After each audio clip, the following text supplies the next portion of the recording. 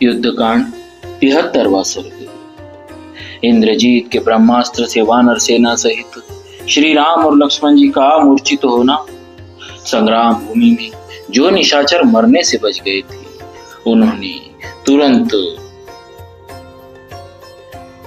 रावण के पास जाकर उसे देवांतक, त्रिशिरा और अतिकाय आदि राक्षस पुंगों के मारे जाने का समाचार सुनाया।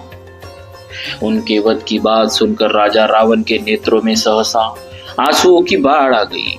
पुत्रों और भाइयों के भयानक वध की बात सोचकर उसको बड़ी चिंता हुई। राजा रावण को शोक के समुद्र में निमग्न एवं दीन हुआ देख रथियों में श्रेष्ठ राक्षस राजकुमार इंद्रजीत ने यह बात कही। तात राक्षस राज, जब तक इंद्रजीत जीवित है तब तक आप चिंता और मोह में न पड़िए। इस इंद्र शत्रु के बाणों से घायल होकर कोई भी सम्रांगण में अपने प्राणों की रक्षा नहीं कर सकता। देखिए, आज मैं राम और लक्ष्मण के शरीर को बाणों से छिन्न भिन्न करके उनके सारे अंगों को तीखे सहायकों से भर देता हूं और वे दोनों भाई गतायु होकर सदा के लिए धरती पर सो जाते हैं।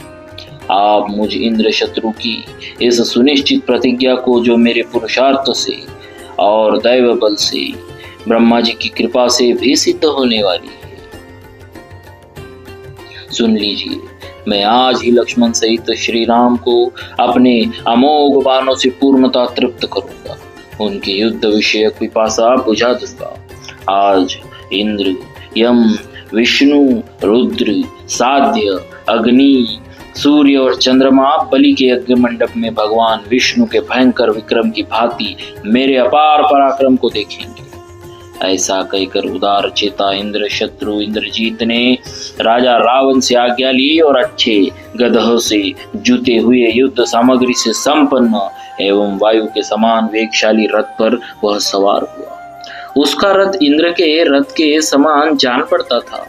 उस पर आरूढ़ हो शत्रुओं का दमन करने वाला वह महातेजस्वी निशाचर सहसा उस स्थान पर जा पहुंचा जहां युद्ध हो रहा था। उस महामनस्वी वीर को प्रस्थान करते देख बहुत से महाबली राक्षस हाथों में श्रेष्ठ धनुष लिए हर्ष और उत्साह के साथ उसके पीछे पीछे चले। कोई हाथी पर बैठकर चले तो कोई उत्तम घोड़ों पर। इसके सिवा बाघ, बिच्छू, बिलाव, गधे, ऊंट, सर्प, सुअर, अन्य हिंसक जंतु, सिंह, पर्वताकार गीदड़, कौवा, हंस और मोर आदि की सवारियों पर चढ़े हुए भयानक पराक्रमी राक्षस वहां युद्ध के लिए आए। उन सब ने प्रास, पट्टीश, खड़ग, फरसे, गदा, भुशुंडी, मुदगर, डंडे, शतग्नि और परीग आदि आयुध हाथ धारण कर रखे थे। शंखों की ध्वनि के साथ मिली हुई भेरियों की भयानक आवाज सब ओर गूंज उठी। उस तुमुल नाद के साथ इंद्रद्रोही पराक्रमी इंद्रजीत ने बड़े वेग से रणभूमि की ओर प्रस्थान किया। जैसे पूर्ण चंद्रमा से उपलक्षित आकाश की शोभा होती है, उसी प्रकार ऊपर तने हुए शंख और शशि के समान वर्ण वाले श्वेत छत्र से वह शत्रु सूदन इंद्रजीत सुशोभित हो रहा था। सोने के आभूषणों से विभूषित और समस्त धनुर्धरों में श्रेष्ठ उस वीर निशाचर को दोनों ओर से सुवर्ण निर्मित उत्तम एवं मनोहर चवर डुलाए जा रहे थे। विशाल सेना से घिरे हुए अपने पुत्र इंद्रजीत को प्रस्थान करते देख राक्षसों के राजा श्रीमान रावण ने उससे कहा, बेटा, कोई भी ऐसा प्रतिद्वंदी रथी नहीं है जो तुम्हारा सामना कर सके।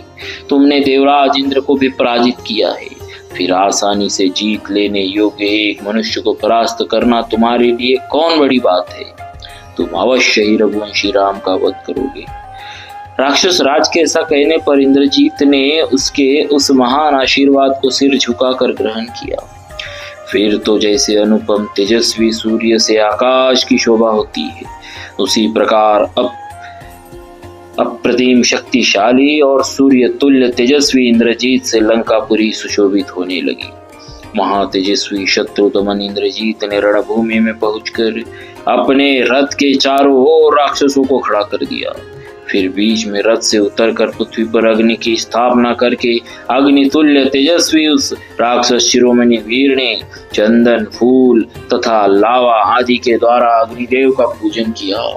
उसके बाद उस प्रतापी राक्षस राज ने विधि पूर्वक श्रेष्ठ मंत्रों का उच्चारण करते हुए उस अग्नि में हविष्य आहुति दी। उस समय शस्त्र ही अग्नि वेदी के चारों ओर बिछाने के लिए कुश और कास के पत्ते थे। बहेड़े की लकड़ी से ही समिधा का काम लिया गया था। लाल रंग के वस्त्र उपयोग में लाए गए और उस आभिचारिक यज्ञ में जो स्त्रुआ था वह लोहे का बना हुआ था। उसने वहां तोमर सहित शस्त्र रूपी कास के पत्तों को अग्नि के चारों ओर फैलाकर होम के लिए काले रंग के जीवित बकरे का गला पकड़ा। एक ही बार दी हुई उस आहुति से अग्नि प्रज्वलित हो उठी। उसमें धूम नहीं दिखाई देता था और आग की बड़ी बड़ी लपटें उठ रही थी। उस समय उस अग्नि से वे सभी चिन्ह प्रकट हुए जो पूर्व काल में उसे अपनी विजय दिखा चुके थे, युद्ध स्थल में उसको विजय की प्राप्ति करा चुके थे। अग्निदेव की शिखा दक्षिणावर्त दिखाई देने लगी। उनका वर्ण तपाए हुए स्वर्ण के समान सुंदर था। इस रूप में वे स्वयं प्रकट होकर उसके दिए हुए हविष्य को ग्रहण कर रहे थे। तदनंतर अस्त्र विद्या विशारद इंद्रजीत ने ब्रह्मास्त्र का आह्वान किया और अपने धनुष तथा रथ आदि सब वस्तुओं को वहां सिद्ध ब्रह्मास्त्र मंत्र से अभिमंत्रित किया। जब अग्नि में आहुति देकर उसने ब्रह्मास्त्र का आह्वान किया तब सूर्य, चंद्र, ग्रह तथा नक्षत्रों के साथ अंतरिक्ष लोक के सभी प्राणी भयभीत हो गए। जिसका तेज अग्नि के समान उद्दीप्त हो रहा था उस तथा जो देवराज इंद्र के समान अनुपम प्रभाव से युक्त था, उस अचिंत्य पराक्रमी इंद्रजीत ने अग्नि में आहुति देने के पश्चात धनुष, बाण, रथ, खड़ग, घोड़े और सारथी सहित अपने आप को आकाश में अदृश्य कर लिया। इसके बाद वह घोड़े और रथों से व्याप्त तथा ध्वजा पताकाओं से सुशोभित राक्षस सेना में गया और जो युद्ध की इच्छा से गर्जना कर रही थी वे राक्षस दुस्सह वेग वाले, सुवर्ण भूषित, विचित्र एवं बहुसंख्यक बाणों, तोमरों आदि अंकुशों द्वारा रणभूमि में वानरों पर प्रहार कर रहे थे। रावण पुत्र इंद्रजीत शत्रुओं के प्रति अत्यंत क्रोध से भरा हुआ था। उसने निशाचरों की और देखकर कहा, तुम लोग वानरों को मार डालने की इच्छा से हर्ष और उत्साह पूर्वक युद्ध करो। उसके इस प्रकार प्रेरणा देने पर विजय की अभिलाषा रखने वाले वे समस्त राक्षस जोर जोर से गर्जना करते हुए वहां वानरों पर बाणों की भयंकर वर्षा करने लगे। उस युद्ध स्थल में राक्षसों से घिरे रहकर इंद्रजीत ने भी नालीक, नाराज, गदा और मूसल आदि अस्त्र शस्त्रों द्वारा वानरों का संहार आरंभ किया। सम्रांगण में उसके अस्त्र शस्त्रों से घायल होने वाले वानर भी जो वृक्षों से ही हथियार का काम लेते थे सहसा रावण कुमार पर शैल, शिखरों और वृक्षों की वर्षा करने लगे। उस समय कुपित हुए महातेजस्वी महाबली रावण पुत्र इंद्रजीत ने वानरों के शरीरों को छिन्न भिन्न कर डाला। रणभूमि में राक्षसों का हर्ष बढ़ाता हुआ इंद्रजीत रोज से भरकर एक एक बाण से 5-5, 7-7 तथा 9-9 वानरों को विदीर्ण कर डालता था। उस अत्यंत दुर्जय वीर ने सुवर्ण भूषित सूर्य तुल्य तेजस्वी साइको द्वारा रणभूमि में वानरों को मत डाला। रण क्षेत्र में देवताओं द्वारा पीड़ित हुए बड़े बड़े असुरों की भांति इंद्रजीत के बाणों से व्यतीत हुए वानरों के शरीर छिन्न भिन्न हो गए। उनकी विजय की आशा पर तुषारपात हो गया और वे अचेत से होकर पृथ्वी पर गिर पड़े। उस समय युद्ध स्थल में बाण रूपी भयंकर किरणों द्वारा सूर्य के समान तपते हुए इंद्रजीत पर प्रधान वानरों ने बड़े रोष के साथ धावा किया, परंतु उसके बाणों से शरीर के क्षत विक्षत हो जाने से वे सब वानर अचेत से हो गए और खून से लथपथ हो व्यतीत होकर इधर उधर भागने लगे। वानरों ने भगवान श्री राम के लिए अपने जीवन का मोह छोड़ दिया था। वे पराक्रम पूर्वक गर्जना करते हुए हाथ में शिलाएं लिए समर भूमि में डटे रहे, युद्ध भूमि से पीछे न हटे। सम्रांगण में खड़े हुए वे वानर रावण कुमार पर वृक्षों, पर्वत शिखरों और शिलाओं की वर्षा करने लगे। वृक्षों और शिलाओं की वह भारी वृष्टि राक्षसों के प्राण हर लेने वाली थी, परंतु समर विजयी महातेजस्वी रावण पुत्र ने अपने बाणों द्वारा उसे दूर हटा दिया। तत्पश्चात विषधर सर्पों के समान भयंकर और अग्नितुल्य तेजस्वी बाणों द्वारा उस शक्तिशाली वीर ने सम्रांगण में वानर सैनिकों को विदीर्ण करना आरंभ किया। उसने 18 तीखे बाणों से गंधमादन को घायल करके दूर खड़े हुए नल पर भी 9 बाणों का प्रहार किया। इसके बाद महापराक्रमी इंद्रजीत ने 7 मर्म भेदी सहायकों द्वारा मैंद को और 5 बाणों से गज को भी युद्ध स्थल में बींध डाला। फिर 10 बाणों से जाम्बवान को और 30 सहायकों से नील को घायल कर दिया।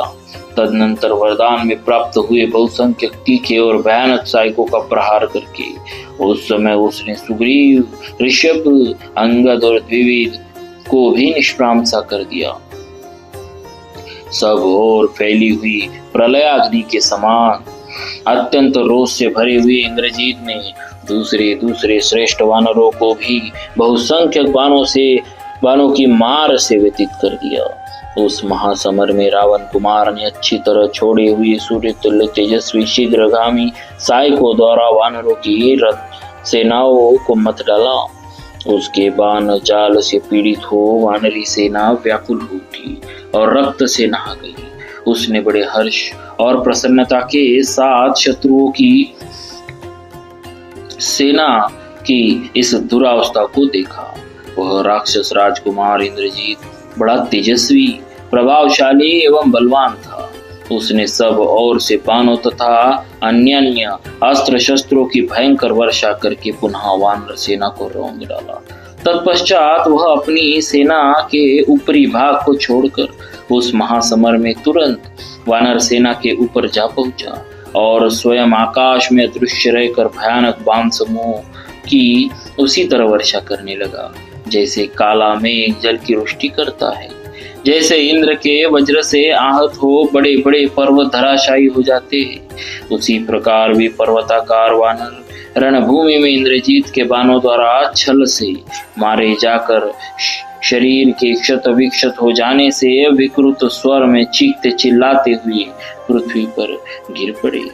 रणभूमि में वानर सेनाओं पर जो पैनी धार वाले बाण गिर रहे थे, केवल उन्हीं को वे वानर देख रहे थे। माया से छिपे हुए उस इंद्रद्रोही राक्षस को कहीं नहीं देख पाते थे।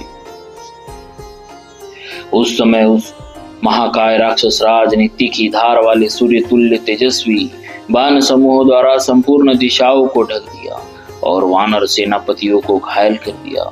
वह वानर राज की सेना में पड़े हुए प्रज्वलित पावक के समान दीप्तिमान तथा चिंगारियों सहित उज्जवल आग प्रकट करने वाले शूल, खड़ग और फरसों की दुसह वृष्टि करने लगा।